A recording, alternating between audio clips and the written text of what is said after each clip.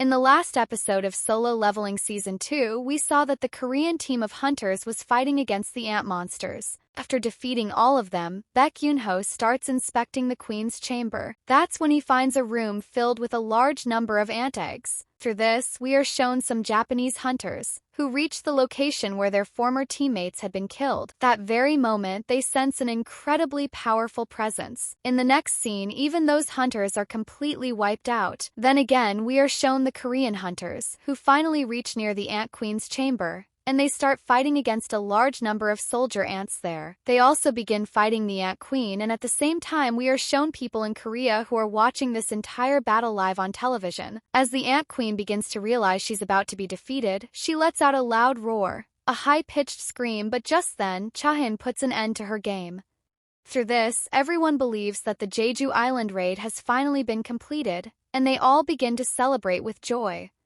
But suddenly, all the remaining ants start heading inside the cave, and once again, the hunters sense a powerful energy emanating from within. That energy was so incredibly powerful that everyone froze in fear. Then, an ant monster is shown, and Ma Dong tries to attack it. But the moment he gets close to it, he feels as if he's already lost. It was a horrifying aura. All the hunters felt the same. After that, the ant begins eliminating all the hunters one by one, although it wasn't killing everyone.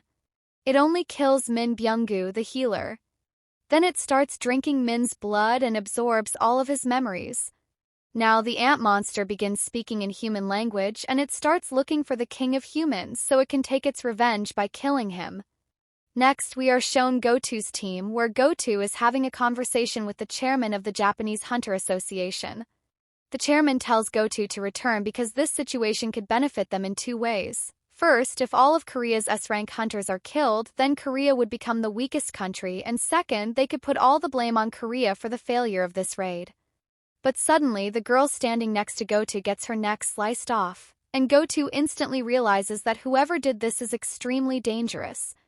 Then the ant monster and Goto look at each other with deadly intensity. In the next scene, everything goes dark, Goto's sword shatters, and even the Korean hunters begin to think that now it's the end.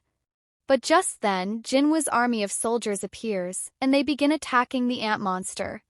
Now, in today's episode, we see Goto's head flying through the air, completely severed. This guy was humiliated beyond measure. Maybe now, he finally understands his true place. Jinwoo receives the signal. He immediately uses Shadow Exchange. And then, we are shown the cameraman, who was literally terrified. He never imagined that his death would come in this way. He thought to himself, I didn't even get a chance to say a final goodbye to my family. Right then, an ant was about to attack him directly, but at that moment, Igris makes his entry and ends the ant's game in a single strike. After this, we are shown the scene where the live stream broadcast was happening. For the time being, the live stream had been stopped because, as you know, the situation with the hunters wasn't something that could be broadcasted live. The audience was also completely clueless. They couldn't believe that South Korea's most powerful hunters were losing against mere ants. They should at least be able to defeat one ant, they thought. Many audience members started calling in, and then the broadcast team sees Jinwoo appear on their screen. They are completely stunned. How did this guy end up there? They start considering going live again. However, the problem was that they wouldn't be able to get proper ratings at this time. But despite that, the chief makes a major decision and says, finally, we are going live again. At this point, everyone had immense faith in Jinwoo. If there was even a single person who could meet their expectations, it was him. He was the only one who could turn things around. Then, we are once again shown the battlefield. The same intense scene where Jinwoo had summoned all his soldiers. Iron uses his provoke skill on all the ants, making them furious. Jinwoo takes out his dagger, the same one he got from Baron, the Demon King, and in the blink of an eye, he slaughters countless ants. Seeing this, Ma Dong is completely shocked, thinking, this is absolutely incredible. Beck feels relieved and thinks, our chances of survival have just skyrocketed. Jinwoo and his shadow army continue to eliminate the ants with extreme ease.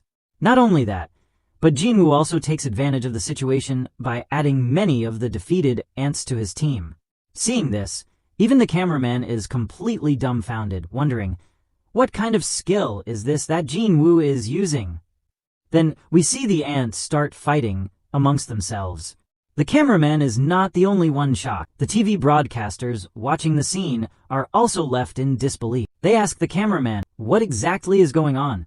Why are the ants fighting each other? But since even the cameraman had no clue, he couldn't provide an answer. Following this, Jinwoo takes out a healing potion and distributes it to everyone. After drinking the potion, all of them recover completely. However, Cha is shown once again. As I mentioned earlier, she was completely knocked out with just one punch, and now, she wasn't waking up at all.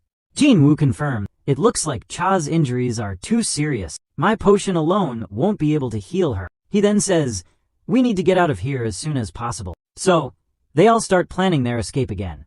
But right then, the monster returns. The ant monster speaks again, saying, that outside monster, he wasn't your king, was he? Then tell me, who is your real king? If you do not tell me, I will end all of you right here. Seeing this monster again, Beck is completely shaken. He has no idea what to do. But at that moment, one thing becomes clear to him. Goto is dead. Because if this monster is standing here, that means Goto has already been wiped out.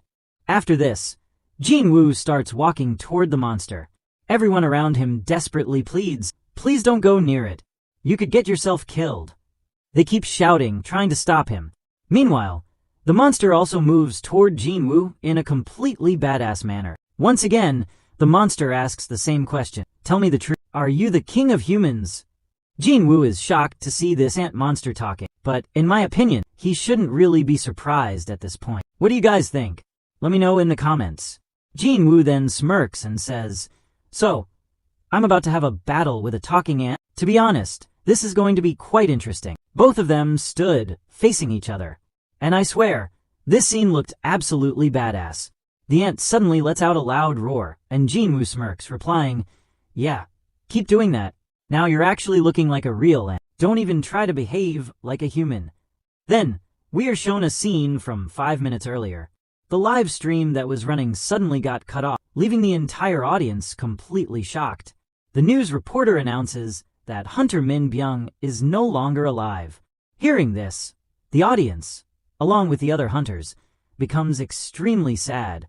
The reporter also informs them that another hunter has suddenly appeared inside the dungeon. Next, we see the Japanese Hunter Association. We find out that the person Goto had been talking to on the phone was actually the chairman of the Japanese Hunter Association. But now, they have completely lost contact with Goto. Because of this, the Japanese Hunter Association and even the Vice Guild Master of the Blade Guild are extremely worried, wondering what exactly happened there. They try to listen to the last call recording, and from it, they learn that Goto had encountered a talking monster, an ant monster. The chairman, now growing impatient, asks, tell me quickly, where is that monster now? The hunter on the call informs him that the monster has gone back inside its cave. Hearing this, the chairman becomes furious. So, you're telling me that the Korean hunters are still alive? How is that even possible? The hunter explains that an enormous amount of mana was being felt inside the queen's cave, and now that mana has increased even further. This enrages the chairman even more. He immediately orders them to turn on the TV. After this, we see Jinwoo's family. Since the TV had turned off, Jinwoo's mother tries to turn it back on by tapping it. Just then, Jaina enters and asks, where is Appa? Their mother replies, he went out for something important. Jaina immediately realizes where her brother has gone. She quickly turns on her phone and starts watching the Jeju Island stream. After seeing what's on the screen, she is left completely stunned. However, we aren't shown what exactly she saw. Then, we see the Korean chairman. After seeing Jinwoo inside the cave, the chairman looks extremely happy. Now, he truly believes that Jinwoo will be able to handle this dangerous situation with ease. The chairman gets so excited that he ends up breaking his chair. He exclaims, finally, Jinwoo has arrived. Next, the ant monster throws a powerful punch straight at Jinwoo's face. The punch was so strong that it cracked the ground beneath them. The sheer force of it caused an explosion, filling the entire area with dust and debris. Choi and Beck watch this unfold, thinking, Jinwoo must have underestimated his opponent. This doesn't look good. They truly believe that Jinwoo might be done for. Even the ant monster taunts, "I thought you were strong, but you're just as weak as the others." But suddenly, as the smoke clears, we see Jinwoo completely unharmed. Yes, the punch had landed, but he didn't even flinch. Everyone watching was left completely speechless. Their mouths were hanging open. They couldn't believe what they were seeing. Jinwoo then activates Commander's Touch and begins gathering mana in his hand. The monster charges at Jinwoo once again, but this time, Jinwoo is ready. He lands a devastating punch on the monster's face. And with just one punch, the monster is sent flying far away. Of course, it doesn't die. It's not that easy to kill. After witnessing Jinwoo's sheer power, just take a look at Lim Taegyu's face. His expression is absolutely hilarious. Even Ma Dong asks, "Beck, do you think Jinwoo is a mage-type hunter?" Beck replies, "I always knew Jinwoo was strong, but I had no idea he was this strong." The monster then charges at Jinwoo again, at full speed. Jinwoo immediately realizes something. Just from that one attack, he can tell that this monster's outer skin is extremely tough. Once again, Jinwoo starts gathering mana in his hands. The monster brings both of its fists together and prepares to launch a devastating punch at Jinwoo. But this time, Jinwoo stops the monster's attack with just one hand, and then boom, he lands another powerful punch. The monster tries to attack with its other hand, but Jinwoo dodges it effortlessly. Then Jinwoo grabs the monster's head with one hand, preventing it from moving, while his other hand starts gathering an immense amount of mana. Watching this insane battle, the cameraman is literally shaking with fear, thinking, "Where the hell have I ended up?" The ant monster is also shocked, wondering, how can a human be this powerful? He had never even imagined that a human could pose such a threat. He starts to doubt himself, thinking, can I even defeat this human? Then Jinwoo once again stands before the ant monster, and with a powerful punch, he sends the ant flying far away. But this time, something strange comes out of the ant's mouth, a wave-like, tentacle-shaped structure, and using it, he manages to leave a cut on Jinwoo's face. The ant monster becomes quite relaxed, while Jinwoo realizes something is wrong. Turns out the ant had used a paralyzing poison, and Jinwoo starts to feel its effects shortly afterward. It's visible on his face. He begins to get paralyzed. The ant monster then says, "Human, you gave me a good fight, but this isn't enough to defeat me. Now you must die." We see Jinwoo on his knees, unable to move. The ant monster then charges at him with high speed to strike him down, but Jinwoo just sits there silently, unmoving. The scene cuts at that moment. Then we are shown Goto's team, where Minoru appears extremely terrified. Kane asks him what exactly happened there. Sugimoto also looks very serious over the call. Minoru, literally trembling, says, "We can't defeat it, forget us rank hunters. Even if the entire world's population tried to fight that monster, we still wouldn't be able to beat it." He explains that Mr. Goto also went to fight it, but he couldn't even last a second against it. Hearing this, even the girl standing nearby is completely shocked, unable to believe what she's hearing. For a moment, she even thinks he's joking or has gone insane. She says, "How can anyone defeat Goto?" But Minoru, still trembling, insists, "No one can beat that thing, not even Goto could stop it. So I don't think anyone else will be able to either." Still, the girl finds it hard to believe what Minoru just said. And at that moment, they see an airplane in the sky. And as soon as they see the airplane, they realize that the real problem hasn't even started yet. This means everything isn't over yet. Then again, we are shown a scene inside the danger zone, where Jinwoo grabs the hand of the ant monster, and seeing this, the monster is completely shocked, wondering how anyone could survive his paralysis poison. After that, Jinwoo punches him again, and this punch sends the ant monster flying far away. It is clearly shown that the monster gets thrown to a great distance. By this point, the ant monster was exhausted from fighting, and then we see Jinwoo using his skills to easily remove the effects of the poison, and now he is completely fine. Jinwoo thinks to himself, "This ant monster was looking really happy at first. It thought the game had turned in its favor, but the moment it saw my healing potion, it realized, the real game has just begun." And all this was clear to Jinwoo because he could now sense the emotions of the ant monster, and he could tell that the monster was starting to feel afraid of him. Then, Jinwoo looks at his teammates who were clearly panicked, especially Cha-haen, whose condition was getting worse. Jinwoo realizes that he's been playing around for too long. Now he needs to end this ant monster and save Cha. So he quickly rushes toward the ant monster with full speed to attack, but the ant monster vanishes instantly, dodging the attack with ease. Jinwoo's attack misses, and seeing this, everyone is shocked, wondering where the ant monster suddenly disappeared to. Jinwoo also thinks for a moment but quickly realizes the ant monster was flying in the air. Even the ant monster himself starts to understand the situation now, and he says, "This human is too powerful. If I fight him head-on, I'll just waste my time." So he decides to use his speed as an advantage, planning to use that speed to defeat Jinwoo. Then the ant monster speaks again, saying, "Human, you've played a good game with me, but now I'm tired. My playtime is over, I'll end you quickly now." Jinwoo gets completely ready for the fight. He pulls out his dagger and replies, "Then come on, I'm ready too. I've got to go home and rest." At this point, Jinwoo's body starts glowing and the animation looks absolutely amazing. Let's just hope the animators don't cut this scene short, though they tend to cut a lot. Then the fight between Jinwoo and the ant monster starts again, and this time it becomes a speed battle. Sometimes the ant monster attacks Jinwoo, and sometimes Jinwoo attacks the ant monster. The ant monster thinks he can beat Jinwoo using his speed, but he's proven wrong again because Jinwoo keeps matching his speed blow for blow. At one point, Jinwoo even starts dominating the fight in terms of speed, constantly landing attacks on the ant monster. And once again, the ant monster realizes that if this continues, he'll be finished very soon. Then he lets out a massive roar, just like the ant queen did before she died.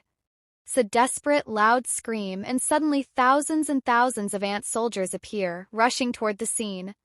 Jinwoo just stands there calmly watching everything, with no reaction on his face. The ant monster says, "Human, how will you escape now?"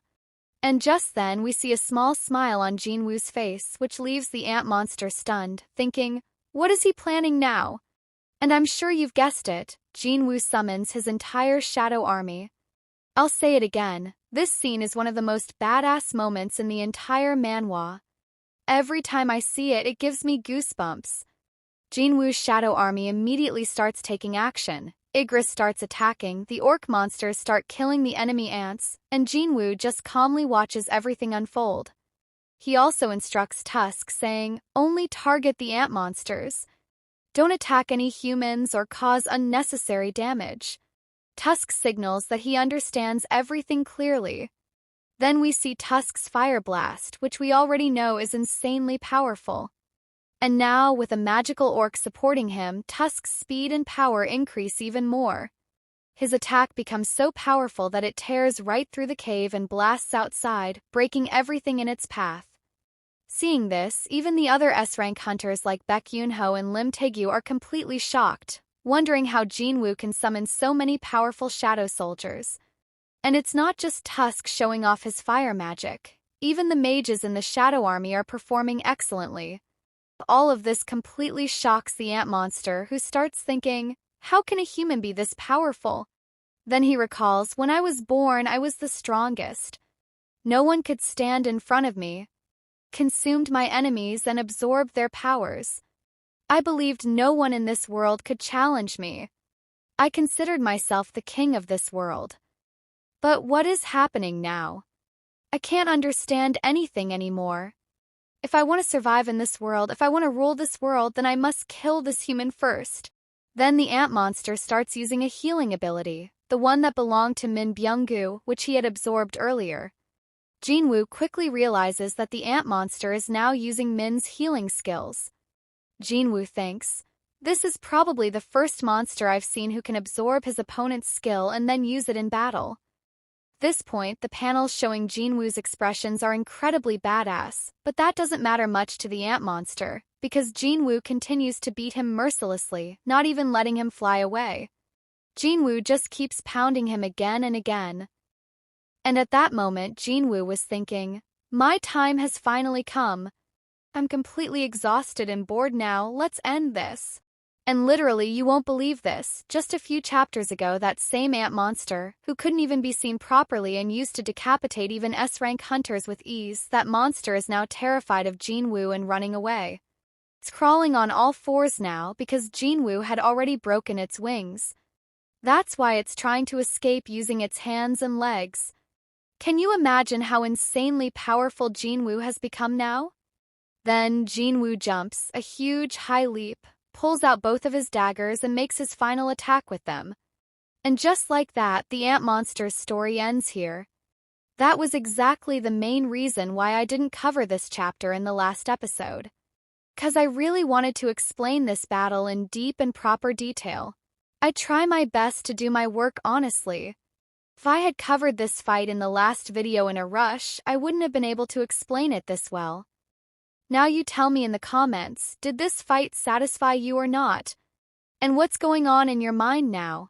And don't leave the video yet, this is a long one, I'm covering a lot of chapters in this.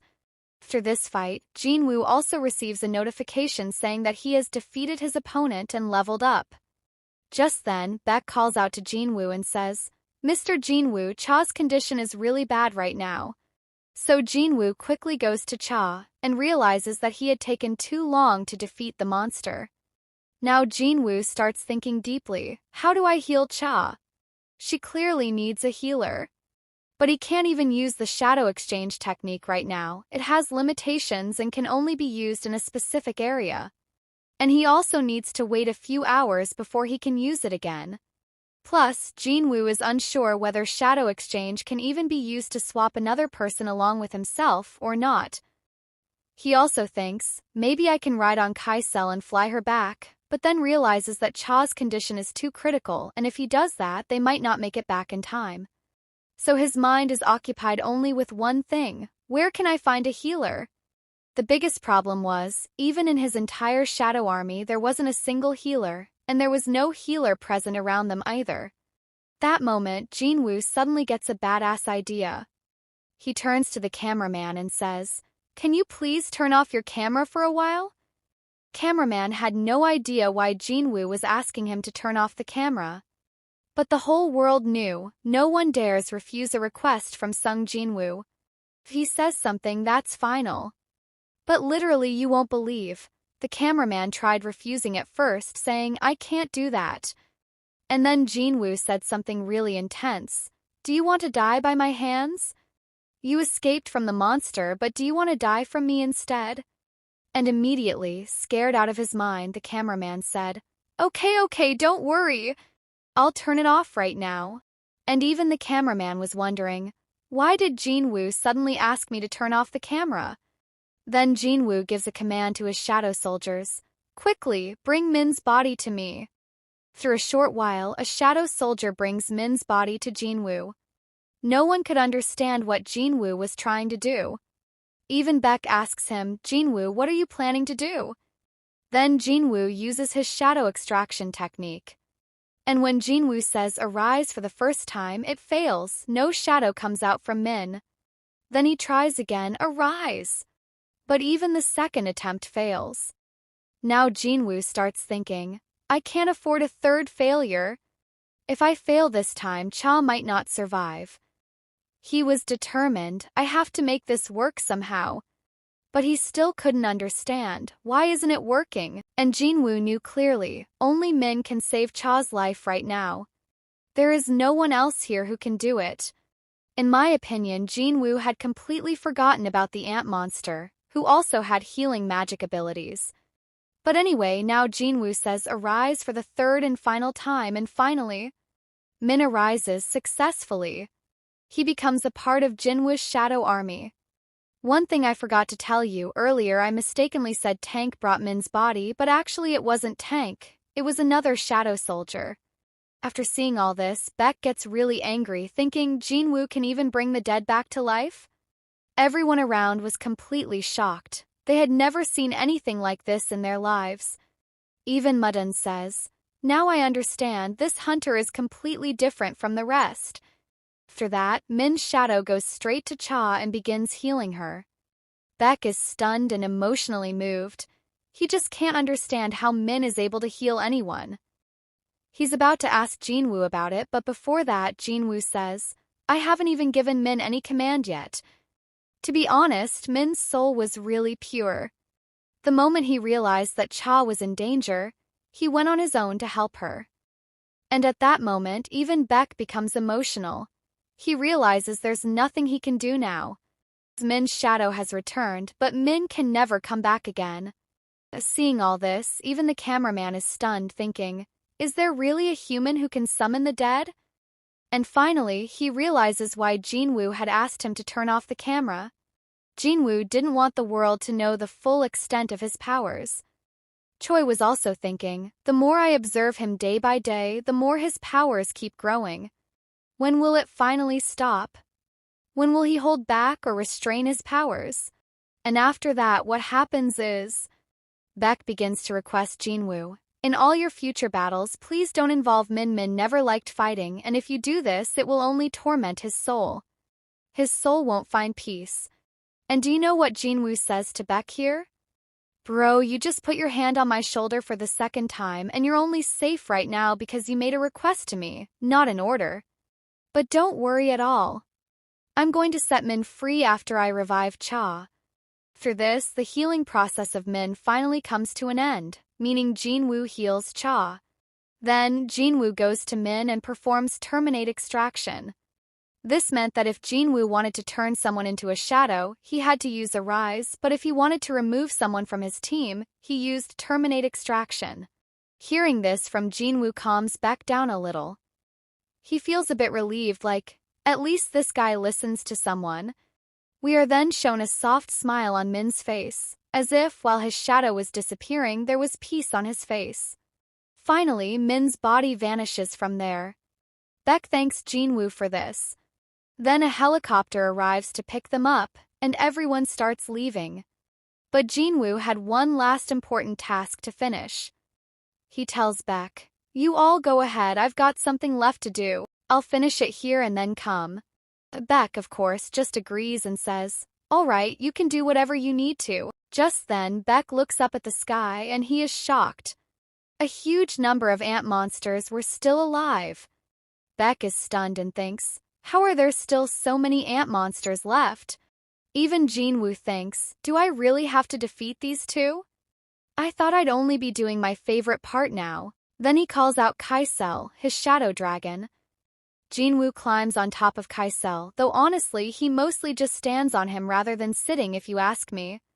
Then he tells Beck, well then, we'll meet again next time. Beck, seeing Kaisel, is even more shocked than before. And after that, Kaisel starts taking down all the remaining ant monsters one by one. Next, we are shown the ship where Minoru and the rest of the team, Goto's teammates, were present. Poor Minoru was still terribly scared, almost in shock. He thinks, I've never seen such a powerful creature in my life. He'll kill everyone, he won't spare anyone.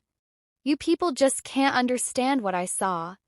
I saw how he killed Goto. If he could defeat Goto so easily, then who are we in front of him? I don't think anyone can defeat him. I feel like this raid is going to fail. He keeps repeating, there's no hunter who can complete this raid. Then Sugimoto says, bro, calm down. The Jeju Island raid is already over. The one you're talking about has already been taken care of. Hearing this, Minoru can't believe it. What? Someone defeated him? How is that even possible? Just then, an employee comes and informs them that many ants are approaching again. Hearing this, everyone is shocked again. They thought all the ants were wiped out, but now they realize many still remain.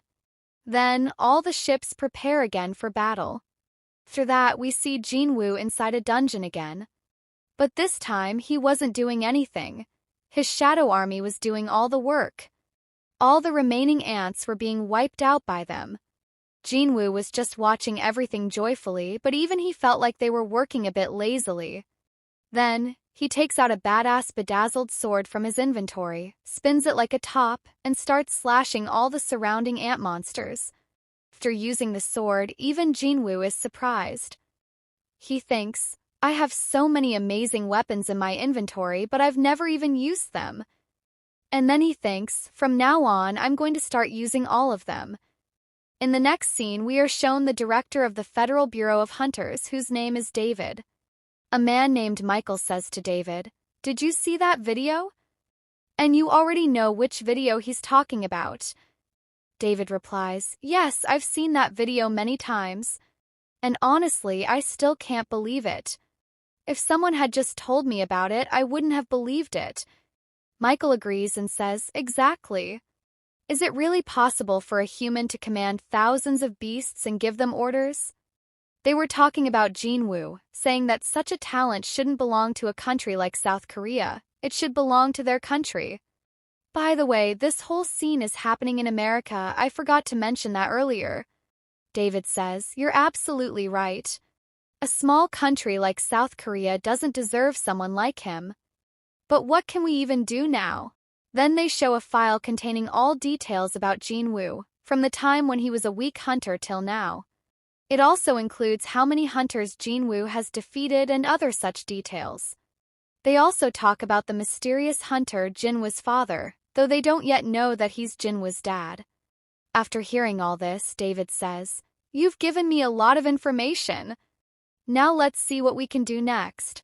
Finally, we see Jinwoo again, who had now crossed level 100 and was adding all the dead ant monsters around him into his shadow army. While Jinwoo was extracting all the shadows, suddenly everything in front of him becomes extremely dark, and he doesn't understand what's happening. That's when he realizes maybe during the extraction he also extracted the Ant King. But Jinwoo feels like maybe he failed, that he couldn't extract him properly. Then suddenly the same shadow appears behind Jinwoo and says, "I'm back, Master." Jinwoo is completely shocked. He had assumed the extraction would fail, because it's not easy to extract such a terrifying beast in one go. But the Ant King's shadow looks incredibly badass now, even better than he did before. Then the Ant King comes in front of Jinwoo and bows to him. He literally says, "Master, please give me a good name." The Ant King's starting rank is General. Finally, Jinwoo names him Beru.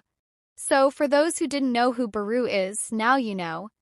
Though I'm sure many of you already knew about him. After this, Jinwoo goes to the Ant Queen and starts extracting her body. But suddenly, the other ant monsters, who had already turned into shadows, start attacking Jinwoo.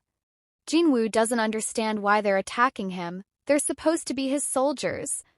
That's when Beru explains that the queen is the ruler here, and all ants follow the queen's command. And then Jinwoo realizes, if the queen comes back to life, then all the monsters will start following her instead of him. Beru continues explaining further. The queen is definitely very powerful, there's no doubt about it. But her powers can't be used in battle. Her sole purpose is reproduction, and that's the reason all the ant monsters obey her. And since now she's dead, reproduction is no longer possible either. Now Jinwoo understands that these shadows are no longer useful.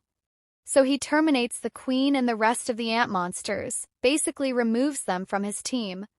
After that, Jinwoo returns to his other teammates, the rest of his shadow army, who were busy collecting mana stones.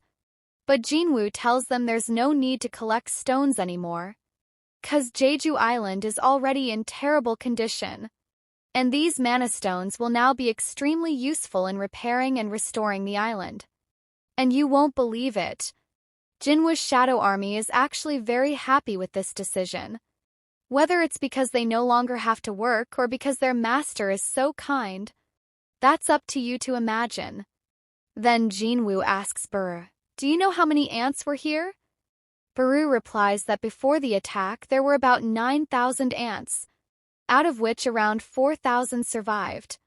Jinwoo then realizes he should have joined the battle a little earlier.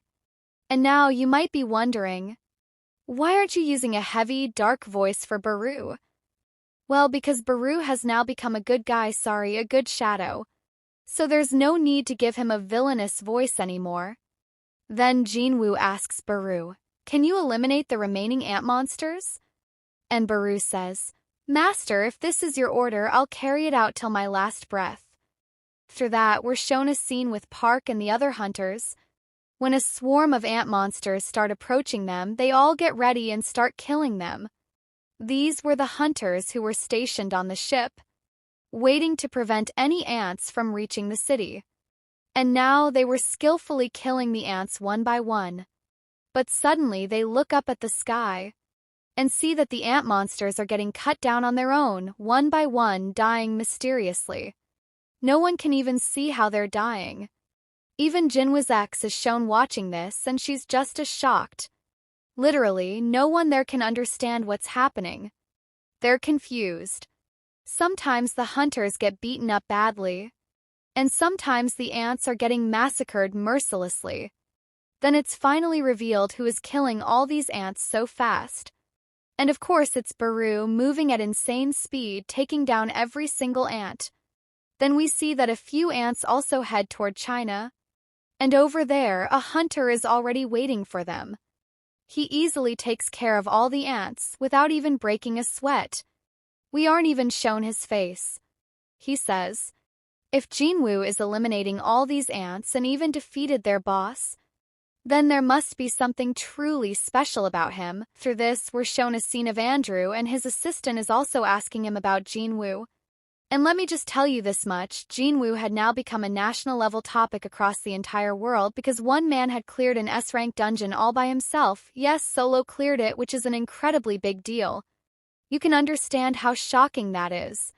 Even Thomas was talking about how Bang Dong-suk and Jinwoo have a very interesting connection. And now it wouldn't be wrong to say that Jinwoo was the one who murdered Bang Dong-suk's younger brother. That's why Dong-suk's mind is filled with only one thing, revenge. He wants revenge from Jinwoo. And if there's even a tiny bit of truth in the rumor that Jinwoo actually killed him, then meeting him will become extremely difficult now.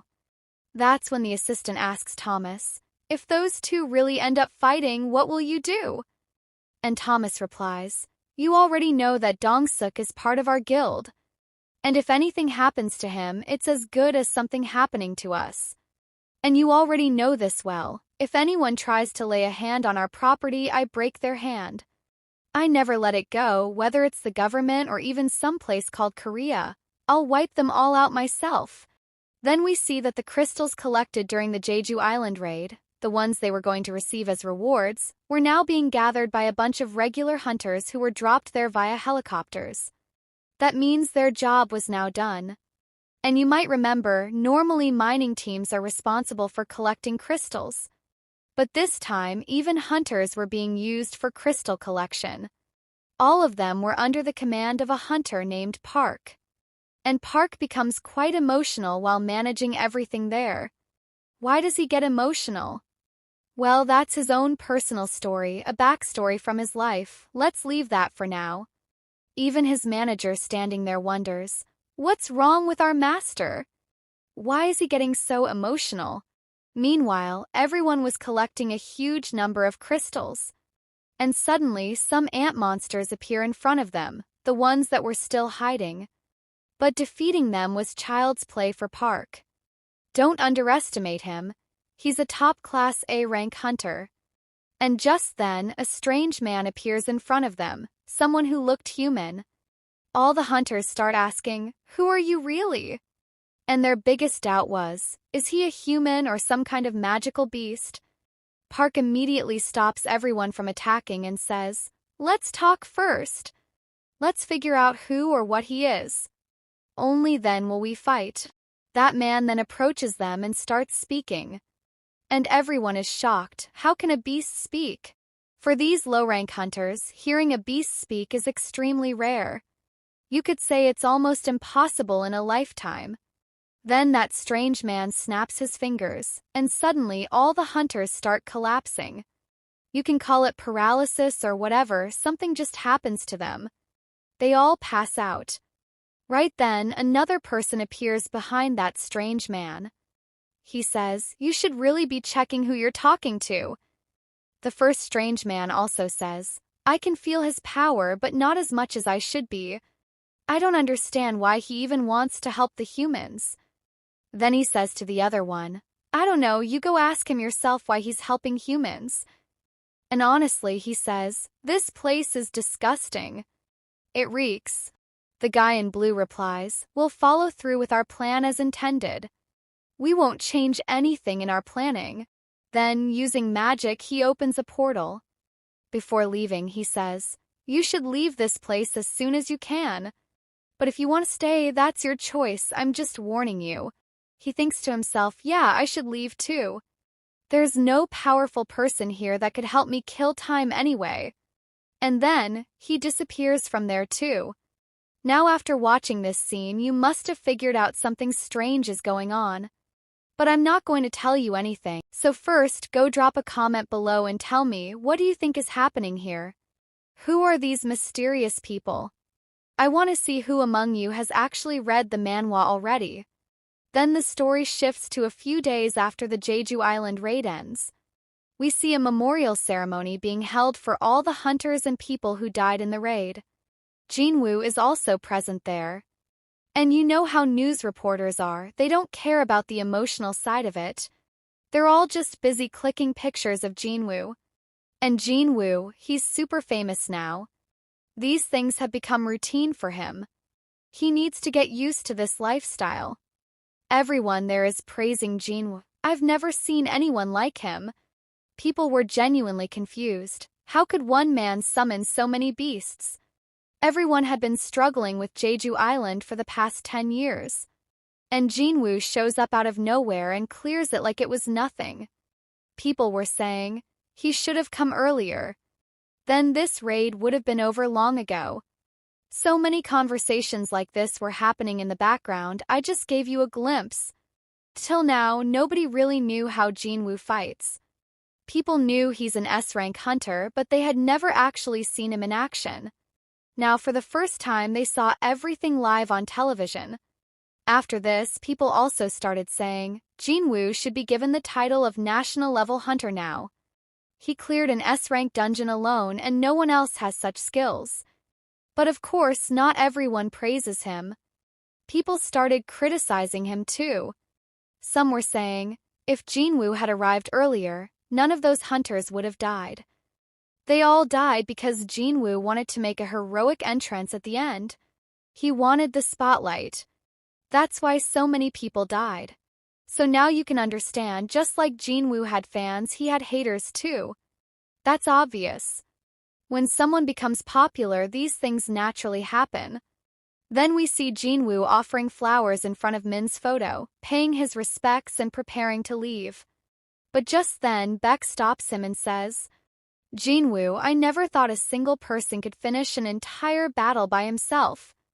But after what I saw recently with my own eyes, he thanks Jinwoo deeply for giving him a chance to meet Min one last time. And we also see Chahaein, who had survived. Obviously, it's because Min Byung-gu healed her, so of course she survived. And she's looking towards Jinwoo, and when Jinwoo looks back at her, she literally starts blushing a lot. And Jinwoo is like, what just happened? What did I do? I didn't even do anything, then why is she making that kind of face?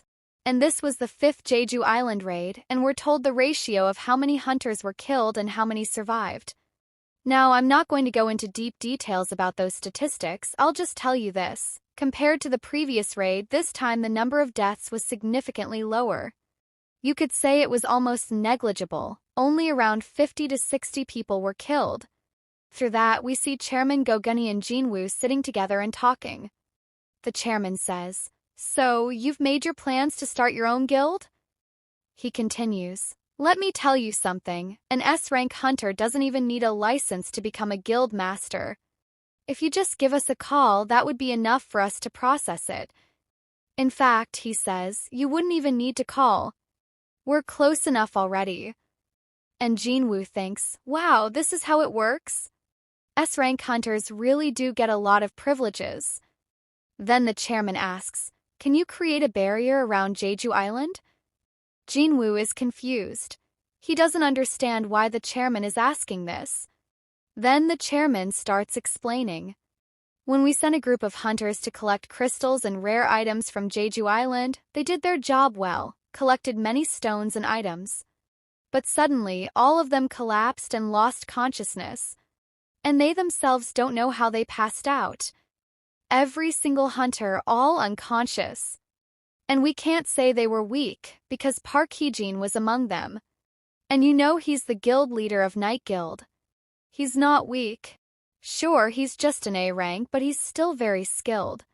I don't know what happened there, but they were clearly terrified.